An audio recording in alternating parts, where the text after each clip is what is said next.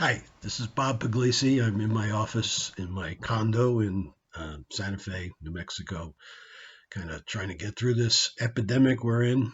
I'd like to read you something from my new novel. This is from my new novel, The HANALEI House, which will be coming out pretty soon, hopefully, maybe in April. This is a scene that takes place with Mildred Meyers. It's a flashback in the book to time in her childhood. So I'm going to read that to you.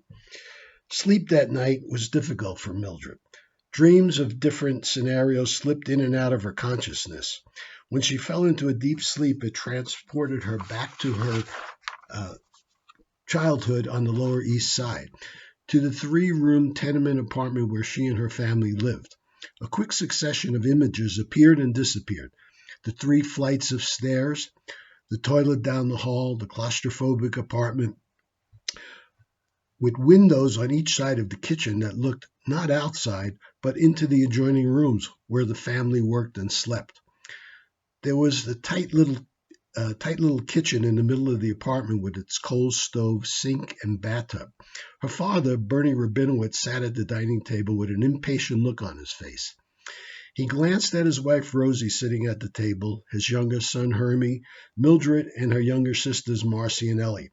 They were waiting for Cy, Mildred's older brother, who delivered for a neighborhood butcher shop. They all looked up when they heard footsteps and the apartment door flew open and Cy rushed in. "You're late," his father scolded. "I got it," he said as he pulled a beitza, a roasted egg, for the Seder out of his jacket pocket and placed it on the table. He sensed his father's impatience over his tardiness. Under his other arm he had a package wrapped in brown butcher paper. Still out of breath from running up the 3 flights of stairs, he said, "Mr. Rogashevsky gave me a small piece of cooked brisket, so we have it for our Seder." "He's a good man, Mr. Rogashevsky," her mother said. "Tell him we appreciate his kindness and will repay him as soon as God allows," Mr. Rabinowitz said. Cy took his place at the table. His father looked impatiently at the boy. The youngster squirmed uncomfortably under his father's stern gaze. Finally he said, "What? Did you forget something, son?" Cy thought for a moment and then seemed to remember something.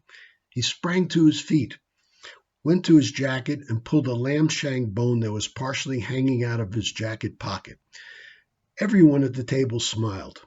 The boy placed the bone on an empty dish in the middle of the table and sat down. Mildred's father nodded to his wife to light the Seder candle.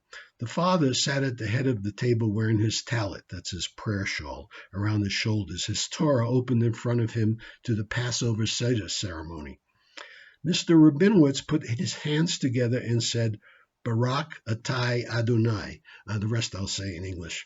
And what he said is, "Blessed are you, Lord of our God, King of the universe, who has sanctified us with his commandments and commanded us that we kindle the Yom Tov," that's the holiday lights. This would be the last Seder with their father. In the days that followed, he came down with the flu. The 1919 influenza epidemic killed millions worldwide. Mildred's father succumbed to it.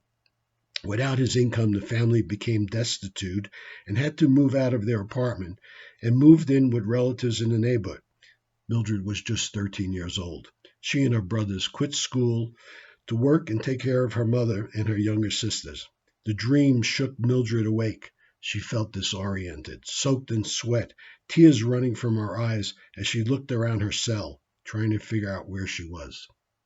That's it. I hope you liked that, and if you did, maybe I'll read some more of these on the internet. Stay safe, stay healthy, and maybe we'll get through this together. Thank you. Bye now.